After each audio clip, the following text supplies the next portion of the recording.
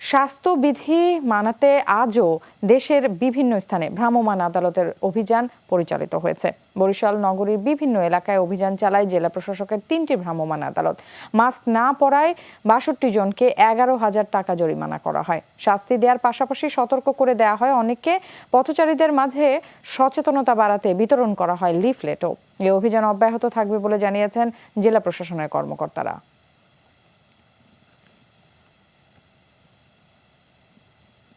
স্বাস্থ্যবিধি মানাতে বগুড়ায় সচেতনতামূলক প্রচারণা ও মাস্ক বিতরণ করেছে জেলা প্রশাসন। শহরের বিভিন্ন সড়কে এই কার্যক্রম পরিচালিত হয়। জেলা প্রশাসক কার্যালয়ের চত্বরে আয়োজিত সচেতনতামূলক সভায় বক্তারা বলেন, করোনার দ্বিতীয় ঢেউ মোকাবেলায় সবাইকে আরও সতর্ক থাকতে হবে।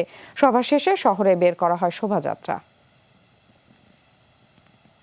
দর্শক, এই অভিযানের বিষয়ে আরও জানবো সহকর্মী কাউসার হোসেনের কাছ থেকে। তিনি আছেন বরিশাল, আমাদের সাথে সরাসরি যোগ দিচ্ছেন। কাউসার, জানতে চাই জেল জরিমানায় আসলে কতটুকু সচেতন করা যাচ্ছে সাধারণ মানুষকে, আর উদাসীনতার কারণ আসলে কি মনে হয় আপনার?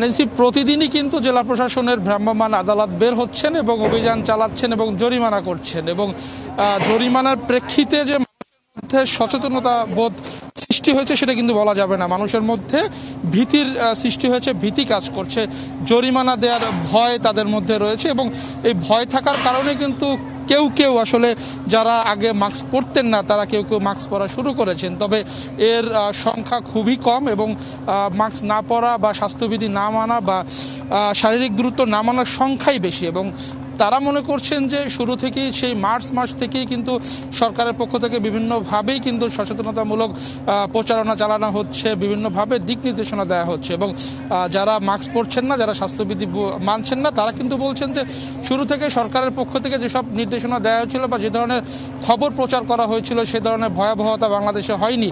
এর কারণেই আসলে তাদের মধ্যে একটি গা ছাড়া ভাব। তারা বলছেন যে করোনার যে পরিস্থিতি সেটি একেবারেই স্বাভাবিক হয়ে গেছে, এবং এই অঞ্চলে বা দক্ষিণ অঞ্চলে নদীমাতৃক এলাকা হয় কারণেই হয়তো বা এখানে করোনা তেমন বিস্তার হবে না বলে এ ধরনের যুক্তি কিন্তু মানুষ দিচ্ছেন। তবে চিকিৎসকরা বলছেন এখনই যদি যারা এই স্বাস্থ্যবিধি মানছেন না বা যারা উদাসীন তারা যদি ঠিকভাবে স্বাস্থ্যবিধি না মানে সেক্ষেত্রে কিন্তু সামনে আরও ভয়াবহ দিন তাদের জন্য অপেক্ষা করছেন। এবং সাধারণ মানুষ যারা সুশীল সমাজের বা সচেতন নাগরিক রয়েছেন তারা বলছেন যে জেলা প্রশাসনের ভ্রাম্যমাণ আদালত পরিচালনার পাশাপাশি শুধু জেলা প্রশাসন নয়, পুলিশ প্রশাসন এবং যারা আইন শৃঙ্খলা রক্ষার দায়িত্বে রয়েছেন তাদেরকে আরও কঠোর হতে হবে। তারা যদি কঠোর না হন সেক্ষেত্রে মানুষের মধ্যে এই গা ছাড়া ভাব থেকেই যাবে, এবং এই করোনার যে ভয়াবহতা সেটি আসলে কোনো বিকল্প আসলে নেই। কাউসার, আপনাকে অনেক ধন্যবাদ আমাদেরকে বিস্তারিত জানিয়ে দেওয়ার জন্য।